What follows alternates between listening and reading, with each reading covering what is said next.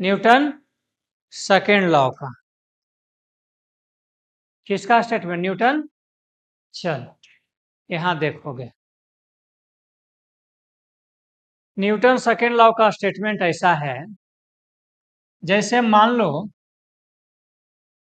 ये एक बॉडी है, कितना केजी का, इसमें बहुत सा फोर्स लग रहा है, F1, F2, F3, बहुत सा लग रहा है। सबसे लास्ट में क्या लिख दिए? Fn। ये सारे फोर्स तो वेक्टर हैं। वेक्टर को जोड़ने के लिए हम लोग जानते हैं, सब फोर्स के जोड़ जाड़ के कुछ ना कुछ तो आएगा। मान लो वो सारे फोर्स को जोड़ने के बाद F आया। क्या आया? F। अब इस बॉडी में मान लो शुरुआत में रुका हुआ है, ये चलेगा कि नहीं चलेगा कैसे पता चलेगा? बता, इसमें रुका हुआ है, वेलोसिटी आएगा कि नहीं आएगा, कैसे पता चलेगा? अगर सारे फोर्स को जोड़ के 0 हो गया, इसका मतलब इस पे वेलोसिटी आएगा, क्योंकि न्यूटन फर्स्ट लॉ ये कहता है कि किसी भी बॉडी अगर रुका हुआ है मोशन में तभी आएगा जब उस पर बाहर से फोर्स लगे, और सब फोर्स जोड़ के 0 हो जाए, इसका मतलब बाहर से फोर्स ही नहीं लग रहा है, इसका मतलब उसका वेलोसिटी चेंज। तो इसका वेलोसिटी चेंज होगा कि नहीं होगा वो डिपेंड करता है एक्सटर्नल फोर्स। किस पे? एक्सटर्नल में एक पे नहीं, सब ओवरऑल जोड़ के कितना, उसको कहते हैं नेट एक्सटर्नल फोर्स। क्या कहते हैं? तो स्टेटमेंट ऐसे लिखते हैं,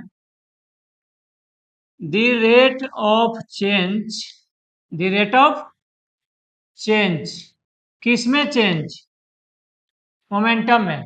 वेलोसिटी नहीं बोल रहे हैं, फिर से है ना, वेलोसिटी किसी बॉडी में कितना वेलोसिटी चेंज करेगा है ना, फोर्स पे तो डिपेंड करता ही है, लेकिन फोर्स से केवल वेलोसिटी पे प्रभाव नहीं पड़ता है, अभी बताए थे, उसके मास पे भी डिपेंड करता है। और दोनों टर्म मिला के जो टर्म आता है उसका नाम क्या है? क्या नाम है? मोमेंटम, है ना। तो क्या लिखें? The rate of change of momentum is directly proportional, is directly proportional to, क्या लिखें बोलो? Net external force, net external force. Clear है? मतलब डी बाई डी टी, इसको क्या पढ़ते हैं? Rate of change, rate of, या मैथ में डिफरेंशिएशन है, किस में change? Momentum of body, momentum of, है ना। ये डायरेक्टली प्रोपोर्शनल किसका होता है? किसका किसका? Net external force, net external, है ना, उसको हम किससे डिनोट कर रहे हैं? एफ से। चलो वेक्टर एफ लिखते हैं। क्या लिख रहे हैं? मोमेंटम कितना चेंज करेगा वो डिपेंड करता है नेट एक्सटर्नल फोर्स पे। अगर नेट एक्सटर्नल फोर्स ज्यादा होगा मोमेंटम ज्यादा चेंज करेगा, नेट एक्सटर्नल फोर्स कम होगा मोमेंटम कम चेंज करेगा, नेट एक्सटर्नल फोर्स 0 होगा मोमेंटम 0 चेंज करेगा। क्लियर है? मतलब ऐसे, ये हो गया net external force directly proportional D by D T. P क्या है? मोमेंटम। डायरेक्टली प्रोपोर्शनल कहीं भी हटाओगे तो उसके बदले कांस्टेंट टर्म आएगा, है ना। अब बगल में है DP by dt, DP by dt, है ना। इसी का नाम है न्यूटन सेकेंड लॉ। इसी का नाम क्या है? न्यूटन। एफ क्या है? फोर्स नहीं है, नेट फोर्स बोलना है। वो नेट फोर्स वो भी थोड़ा सा गलत हो जाएगा। नेट एक्सटर्नल फोर्स, नेट, अभी भी कंफ्यूजन होता है एक्सटर्नल फोर्स क्या इंटरनल फोर्स क्या है ना।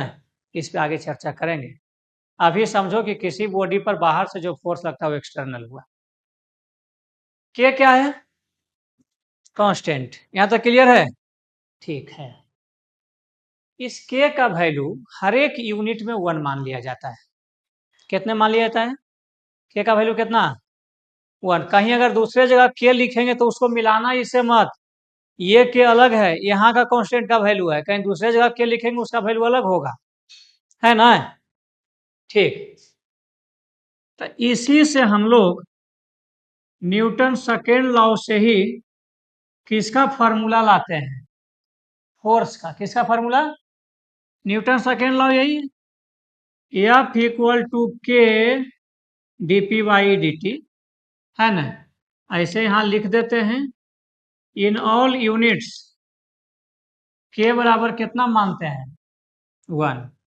इसको ऐसे लिख दें, F इक्वल टू 1 लिखें चाहे मत लिखें, d बाई डी टी, अब mass into velocity. Mass into, परेशानी नहीं होना चाहिए इसमें। m क्या है? किसी बॉडी का मास चलने से घटता है कि बढ़ता है? बढ़ता है। किसी बॉडी का मास चलने से बढ़ता है रियलिटी में। रियलिटी में क्या होता है? बढ़ता है। उसको कहते हैं theory of relativity. Theory of, अच्छा, चलने से मास घट भी सकता है। चलने मास से मास घट भी सकता है। घटने वाला के तो एकदम तुरंत एग्जाम्पल है। कोई कहेगा कैसे घट जाएगा? कैसे घट जाएगा? एक्सरसाइज करने से। हम एक्सरसाइज करने के लिए बोल रहे हैं। चलने से, मान लो कोई हवाई जहाज है, ठीक, कितना उसमें तेल भराता है? हवाई जहाज में कितना तेल भराता होगा? 2-4-5 हजार लीटर एक बार भराता है, उससे ज्यादा ही भराता होगा। 5,000 लीटर मतलब 5,000 किलो मान लो। 5,000 लीटर मतलब 5,000 किलो। तो उसमें तेल भरा है 5,000 किलो।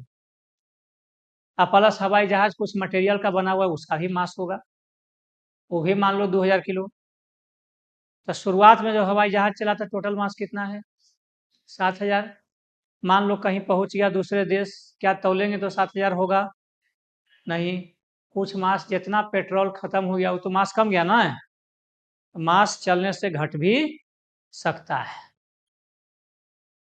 बढ़ने का मतलब ऐसे प्रैक्टिकल एग्जाम पढ़ने हैं, उसको कहते हैं थ्योरी ऑफ रिलेटिविटी। कभी जगह आएगा तो बताएंगे, है ना? अगर, लिसन है, अगर मास इक्वल टू कांस्टेंट, यहां देखोगे मास क्या है? अगर कांस्टेंट है तब, अगर कांस्टेंट है मतलब हम लोग के केस में चलते हैं, बहुत स्पीड से नहीं चलते हैं, तो मास हल्का फल्का जो भी बढ़ा होगा, बहुत बहुत बहुत छोटा, 10 पे पावर -30 किलो, 10 पे पावर -40 किलो, ऐसे बढ़ता है, ऐसे बढ़ता है। तो हमारा मास 10 पे पावर -30 किलो बढ़िए गया तो क्या फर्क पड़ा है? 60 किलो मास है, अब प्लस इतना, तो लगभग 60, लगभग। लेकिन इलेक्ट्रॉन का मास होता है 10⁻⁻31 kg। किसका मास? अब उसका मास मान लो अगर इतना बढ़ गया, तो बताओ उसका मास क्या हो गया? डबल। तो उस पर तो प्रभाव पड़ेगा ना। इसलिए बहुत ज्यादा, डबल मास हो गया, दोगुना। हम लोग के डबल हो जाता 60 किलो से, एक के बाद 120 किलो हो जाता, है ना? इसलिए जब बहुत छोटा पार्टिकल हो, इलेक्ट्रॉन प्रोटॉन, तो वहां पे मास को कंसीडर किया जाता है कितना बढ़ा घटा। आदमी के केस में कोई प्रभाव नहीं, इसलिए आदमी, कार, मोटरसाइकिल ये सब चले तो मानिएगा मास कांस्टेंट है, ठीक। तो अगर मास कांस्टेंट है तो तुम पढ़े हो कि मास अगर कांस्टेंट हो, कोई भी चीज कांस्टेंट हो, तो उसको डिफरेंशिएशन से बाहर कर देते हैं, नहीं कर देते हैं। तब फोर्स बराबर क्या हो गया बताओ? ये हो गया मास बाहर, अब अंदर में बच गया dv बाई, तब फोर्स इक्वल टू हो गया मास। इसका तो नाम सुने ही होगे, फार्मूला आ गया फोर्स का, फोर्स बराबर मास इंटू। रॉकेट के क्वेश्चन में ये फार्मूला मत लगाइएगा, गलत हो जाएगा। हवाई जहाज के क्वेश्चन में ये फार्मूला मत, ऐसा कोई कह दे कि धीरे धीरे तेल उसका खर्चा हो रहा है, ये फार्मूला मत लगाना, गलत हो जाएगा। क्योंकि ये फार्मूला हमने तब निकाला है जब मास को क्या मान लिया है? कांस्टेंट, तब, नहीं तो नहीं, फेल कर जाएगा। इसलिए आगे चल के वर्क पावर एनर्जी चैप्टर में क्वेश्चन आता है प्रोपेल्शन ऑफ रॉकेट, रॉकेट कैसे चलता है उसका एक्सप्लेनेशन दीजिए। यहाँ से एक्सप्लेनेशन देंगे इस लाइन से, इस लाइन से नहीं देंगे, इस लाइन से देंगे। क्लियर है? तो फोर्स का क्या फार्मूला हो गया? मास इंटू, कोई पूछ दे फोर्स का फार्मूला कहाँ से आता है, तो न्यूटन के सेकेंड लॉ, न्यूटन के बार बार तुम भुला जाओगे अब क्या है, इसलिए बार बार हम थोड़ा सा यहाँ नोटिस करवा दे रहे हैं कि अच्छा से देख लो कि अब क्या है ना। ये अब क्या है, नेट एक्सटर्नल, जितना फोर्स लग रहा है सबको जोड़कर जो फोर्स आएगा वो एफ है। किसी बॉडी पर 4 फोर्स लगेगा, 5 फोर्स लगेगा, फोर्स वेक्टर क्वांटिटी है, वेक्टर को जोड़ने के लिए आना चाहिए। जोड़ घटाव नहीं आएगा तो अभी से लेके पूरा मैकेनिक्स गड़बड़ हो जाएगा। इसलिए जोड़ घटाव गुना भाग वेक्टर का, तो उसमें तो एकदम टनाटन होना चाहिए। बढ़ाओ, थोड़ा सा आगे बढ़ाओ, है ना। कभी कभी ऐसे भी क्वेश्चन पूछता है, न्यूटन सेकेंड लॉ में कांस्टेंट के का वैल्यू कितना होता है, 1। बिहार इंजीनियरिंग का पूछा हुआ क्वेश्चन है ये, है ना। न्यूटन सेकेंड लॉ में के का वैल्यू कितने, इतना छोटा बात है कि इस पर आदमी ध्यान ही नहीं देता है। ये क्या हो गया,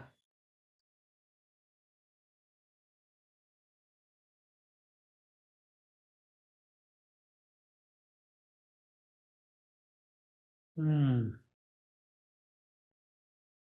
पीछे जन्माष्टमी नहीं किए हो तो लोग ये, उधर से कोई नहीं किया है, हैं?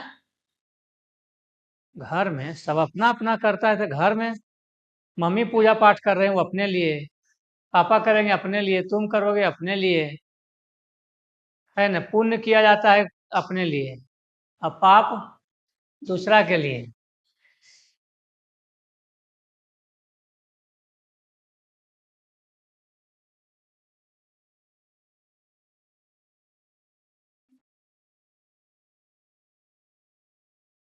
हो गया, यहाँ तक आ गए।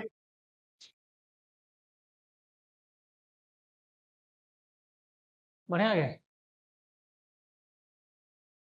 बढ़ाए आगे।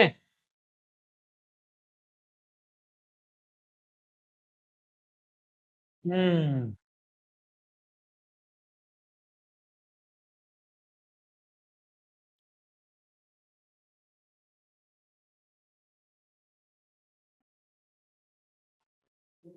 हो गया, ठीक। अगला थोड़ा सा किस पे चर्चा कर लें, किस पे चर्चा कर लें, फोर्स के यूनिट पे, ये भी जान लेना जरूरी है।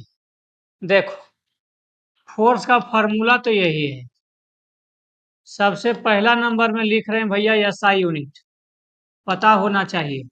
चलो बोलो, मास का यूनिट एक्सेलरेशन, इसी को क्या कहते हैं पूरा को, न्यूटन। तब फोर्स का एसआई यूनिट हो गया newton. 1 kilogram 1 metre by 1 second square, that is called 1 newton, that is called. B number में अगला क्या लिखे हैं, सीजीएस यूनिट बोलो, ग्राम सेंटीमीटर पर सेकेंड, इस पूरे का नाम है डाइन, पूरे का नाम क्या है, डाइन। क्लियर हो गया। सी नंबर में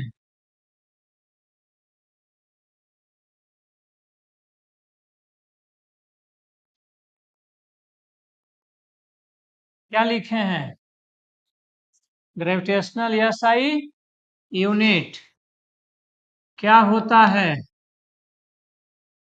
क्या लिखा हुआ है, हाँ? हंस कर रहा है, क्या फिल्म विल्म का नाम है क्या, तब ऐसे तो हंस ही नहीं सकता है। अभी जलम के खड़े हुआ है, अब हक कर रहा है, ऐसे ही हंस रहे हैं, हैं? अभी एजे कितना हुआ है तुम्हारा, कितना होगा, 15 16 17 हुआ होगा, हैं? ऐसे कोई आदमी हंसेगा कभी, उसको पागल नहीं आदमी कहेगा। अच्छा, क्या ये फिल्म का नाम है रियल में क्या, फुल फॉर्म में जानते हो क्या, एक ही आदमी जानता है, बताओ। Kolar gold field, Kolar gold, actual में केरला या कर्नाटका में, एग्जैक्ट हमको याद नहीं है ना। सोना के बहुत बड़ा खान था, क्या चीज का, गोल्ड का, उसका नाम है ये कोलार गोल्ड फील्ड। बहुत मात्रा में इंडिया में पहले सोना निकलता था। अंग्रेज किया क्या, धीरे धीरे धीरे धीरे उसी माइंस पे जहां से सोना निकलता था उसी पे कब्जा कर लिया और जितना सोना था खूब निकलवाया और सब ले चला गया, सब ले चला गया, है ना। इधर हाल फिलहाल में कुछ साल पहले भारत सरकार फिर से डिसाइड किया था कि कोलार गोल्ड फील्ड को फिर से खोदा जाएगा, जो बचल खुचल है सो निकलेगा। क्या उसी के नाम पर कैसे कैसे लूटा है, उसी के नाम पर ये सिनेमा का नाम है केजीएफ, कोलार गोल्ड फील्ड। क्या लेकिन यहाँ पर केजीएफ वो नहीं है, वो नहीं है। यहाँ देखें, ये हमने फोटो बना दिया, किसका फोटो बना दिया।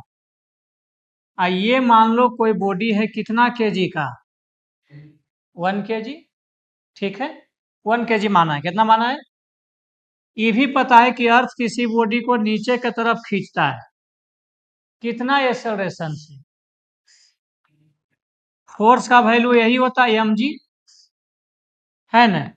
मास कितना लिखे हैं 1 kg, और जी का वैल्यू तुमको आना चाहिए 9.8 मीटर पर सेकेंड। तो ये कितना हो गया 9.8 इंटू 9.8, अब बगल में हो गया किलोग्राम मीटर पर सेकेंड। इसी पूरा को यहाँ पर जो है ना, इसी 9.8 इतना को 1 kgf कहते हैं। क्या कहते हैं 1 kg बॉडी को 1 kg अर्थ जितना फोर्स लगाकर खींचती है उस फोर्स को 1 kgf कहते हैं। उस फोर्स को क्या कहते हैं, उस फोर्स को क्या कहते हैं, थोड़ा सा समझ में आया है। कभी कभी जब ये टर्म यूज करेगा केजीएफ, ये क्या किसका यूनिट दिया हुआ है पता नहीं चलेगा तुम कि किसका यूनिट आ गया। कभी कभी लिखेगा the force on body is 100 kgf, इसका मतलब तुमको समझ में आना चाहिए कि 100 kgf होता क्या है, पहले केजीएफ कहते किसको है। क्लियर है, सबको असाइनमेंट मिला है, पेज निकालिए तो।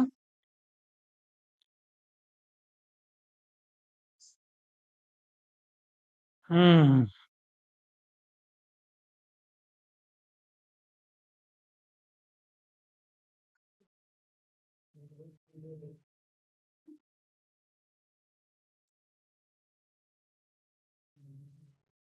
हो गया, हो गया, निकाल लिए। पहला पेज में देखो तो ग्रेविटेशनल यूनिट ऑफ फोर्स लिखा हुआ है, ग्रेविटेशनल यूनिट ऑफ है लिखा हुआ फर्स्ट पेज में, दिखा कहीं है ना। तो इतना ही को ही केजीएफ, या इसी को ऐसे भी लिखता है आदमी किलोग्राम डब्ल्यू टी KGWT, इसका पूरा नाम क्या है किलोग्राम, और WT का मतलब वेट, कहीं पूरा नाम आना चाहिए। किलोग्राम वेट, किलोग्राम वेट, ये दोनों एक ही चीज है। कोई पूछेगा 1 किलोग्राम वेट किसको बोलते हैं, 1 किलोग्राम वेट किसको बोलते हैं, तो इसी का नाम है 1 kilogram weight. 1 kilogram, 1 kilogram weight का कहने का मतलब the force by which earth attracts a body, earth attract से मतलब, हाँ बोलो बोलो, ये ठीक लिखे हैं 1 kilogram weight, the force by which, the force by which the earth attracts 1 kg body, 1 kg, 1 kg body को अर्थ जितना फोर्स लगा के खींचती है उसी को 1 किलोग्राम वेट कहते हैं, है ना। 1 kg बॉडी पर जो फोर्स लगेगा mg, मास 1 kg, जी का वैल्यू 9.8 मीटर पर सेकेंड, मतलब ये हो गया 9.8 न्यूटन, 9.8, इसी का नाम है 1 किलोग्राम वेट। इसी का नाम क्या है, कोई पूछेगा 1 किलोग्राम वेट किसको बोलते हैं, 9.8 न्यूटन। 9.8 याद रहेगा, डिफिनीशन याद रहना चाहिए, कैलकुलेशन तो कोई भी कर लेगा। तो पहला कौन यूनिट लिखे हैं? एसआई। दूसरा सीजीएस। तीसरा का क्या नाम है? Gravitational SI unit. Gravitational SI. उसी तरीका से कोई पूछेगा ग्रेविटेशनल सीजीएस यूनिट, क्या पूछेगा? ग्रेविटेशनल। तो ये सब डाटा सीजीएस वैल्यू में पुट करना है। सीजीएस वैल्यू में 1 किलो नहीं होगा, 1 ग्राम, 1। और सीजीएस वैल्यू में जी का वैल्यू 9.8 नहीं होगा, कितना होगा? 9.8 के बगल में क्या लिखा हुआ है? तो क्या मीटर सीजीएसआई यूनिट है कि सीजीएस यूनिट है?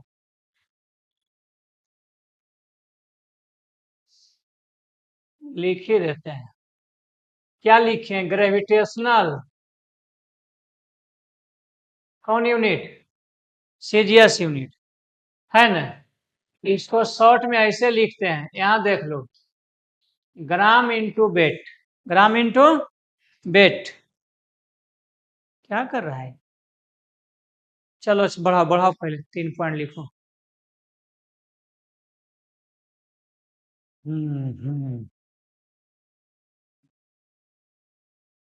हो गया। 1 ग्राम बेट किसको बोलेंगे?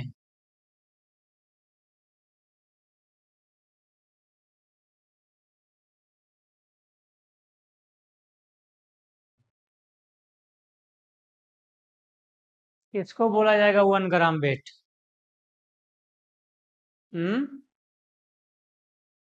वेट ऑफ 1 ग्राम बॉडी, है ना? 1 ग्राम वेट का मतलब weight of 1 gram body, 1 gram body. यहां देखोगे 1 ग्राम बॉडी का वेट लिखना है।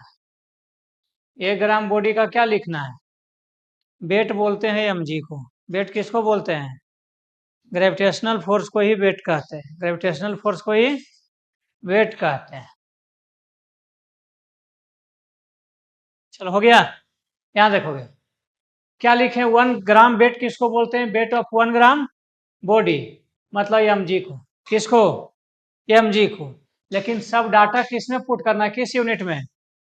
यहाँ देखो, मास के बदले 1 ग्राम लेना है, और जी का वैल्यू सीजीएस में लेना है। जी का वैल्यू अलग से ले लेते हैं पहले। जी इक्वल टू होता है 9.8 मीटर पर सेकेंड। सीजीएस में ये मीटर नहीं लिखाता है, सेंटीमीटर। मीटर सेंटीमीटर में कैसे बदलेगा? तो इसमें 100 से मल्टीप्लाई करो तो कितना आएगा?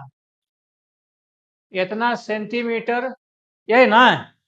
तो मास हुआ 1 ग्राम, अब बगल में हो गया 980 सेंटीमीटर पर सेकेंड स्क्वायर।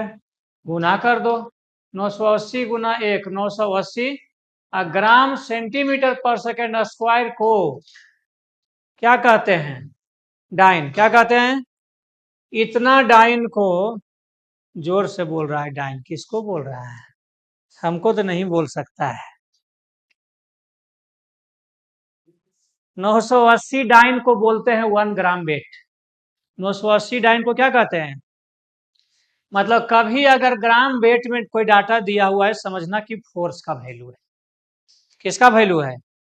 फोर्स का। ध्यान रहना चाहिए, बढ़ावा।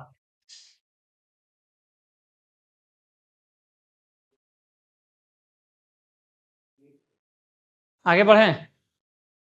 कभी कभी ऐसे पूछ देगा तुमसे, क्या लिखे हैं देखो तो।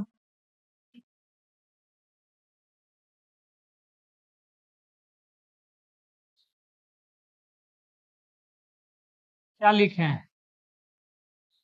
कन्वर्जन ऑफ न्यूटन इंटू, पूछेगा आपसे 1 न्यूटन इक्वल टू कितना डाइन। कितना डाइन को मिला देंगे तो न्यूटन के बराबर हो जाए क्या?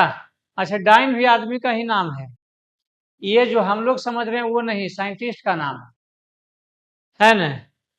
जो हम लोग ज्यादा दिमाग लगा के समझ रहे हैं वो नहीं है, साइंटिस्ट का नाम है। किसका नाम है? यहाँ देखें, 1 newton equal to, newton SI unit है भैया, किलोग्राम मीटर पर सेकेंड, और डाइन सीजीएस यूनिट है, तो इसको सीजीएस में बदल देते हैं। 1 है तो 1 लिख दो, किलोग्राम को ग्राम में बदलो, मीटर को सेंटीमीटर में, और सेकेंड तो सब यूनिट में सेम ही होता है। ये 10 के पावर कितना हो गया है, 5, और gram centimetre by second square, उसी का नाम क्या है, 1 newton equal to 1,00,000 dyne, 1 newton equal to 10 to the power 5 dyne. बनाइए, बढ़ाइए बढ़ाइए। कल भी क्लास है ना? कल फिजिक्स है कि नहीं है? देख लियो, आवाज भी था।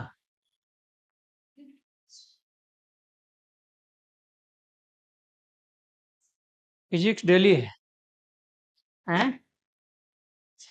जब तक मैथ वाले सर ठीक नहीं हो जाते। 3 ही चीज होना है, फिजिक्स, केमिस्ट्री और, यहाँ तक क्लियर है? ठीक, हम लोग कौन लॉ पढ़ रहे थे अभी? न्यूटन सेकेंड लॉ है ना। एफ बराबर एम में पढ़ लिए हैं, कुछ एक आध दो क्वेश्चन उस पर देख लेते हैं, बेसिक एकदम छोटा छोटा क्वेश्चन पढ़े ना। ठीक, चलिए, कितना क्वेश्चन हम लोग पीछे किए हैं?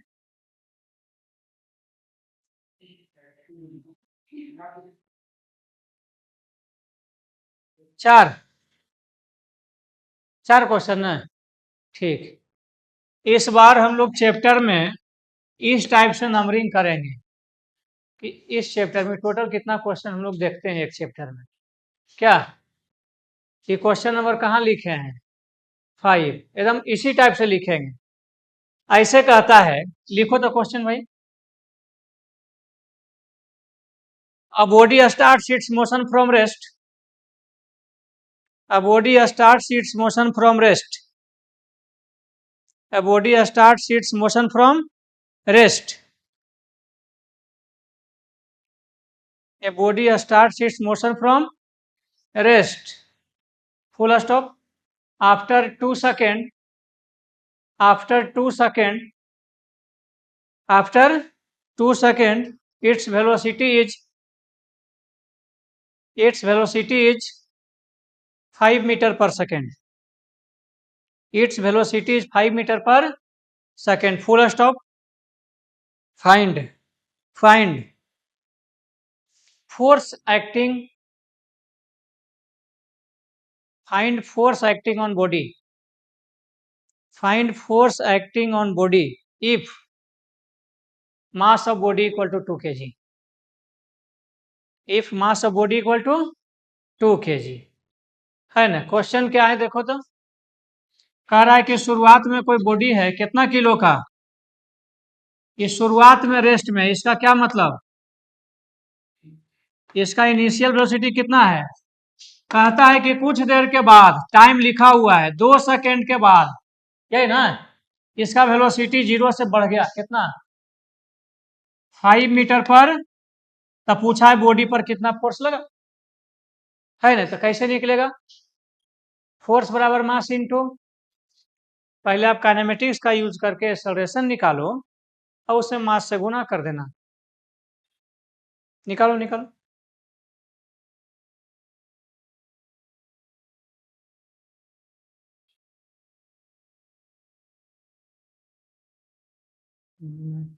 कॉपी में निकाल लो, बेंच पर कहाँ निकाल रही, सबसे ज्यादा बेंच तुम्हारा ही गंदा है, जहाँ तुम बैठती है। हाँ तो दोनों गंदा है।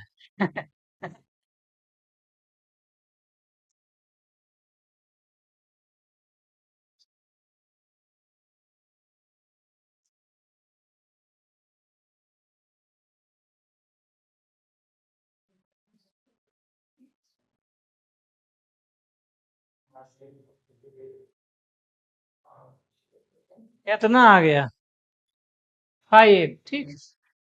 फॉर्मूला लगा देना है, v equal to u plus a t. U 0 है, एक्सेलरेशन नहीं पता,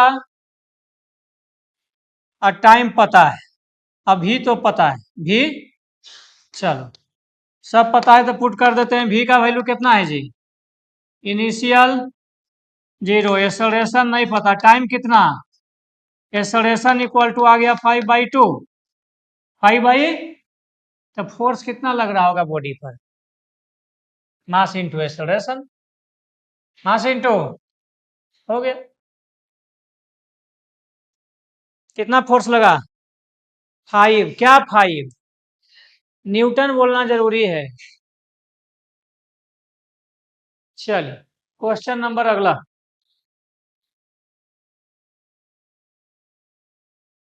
पूछे ना, वेक्टर का जोड़ पूछ रहे हैं, बाकी कुछ नहीं। Two equal forces 10 newton, two equal forces 10 newton, two equal forces 10 newton are acting perpendicular to each other, are acting perpendicular to each other on a कुछ भी लिख दो, 2 kg body, on a 2 kg body, on a 2 kg body, find acceleration of body, find acceleration of body, find क्या निकालना है? acceleration निकालो। हो गया? कितना आया? 5√2। हाँ ठीक है, लग रहा है। कुछ करना है जो इसमें, एक बॉडी है जिसपे दो फोर्स परपेंडिकुलर लग रहा है, कितना कितना, इसका मास कितना है? हो गया, एक्सेलरेशन बताना है। फॉर्मूला होता है F इक्वल टू, F क्या है? Net force, net force, net force दो गो है, एगो 10 I कैप, एगो 10 J कैप। मास 2 है, एक्सेलरेशन नहीं पता, खत्म। चूंकि फोर्स को वेक्टर फॉर्म में लिखे इसलिए एक्सेलरेशन वेक्टर फॉर्म में आएगा। तो एक्सेलरेशन इक्वल टू 2 इधर आके भाग दोगे तो 5I कैप प्लस 5, ये एक्सेलरेशन किस फॉर्म में आ गया?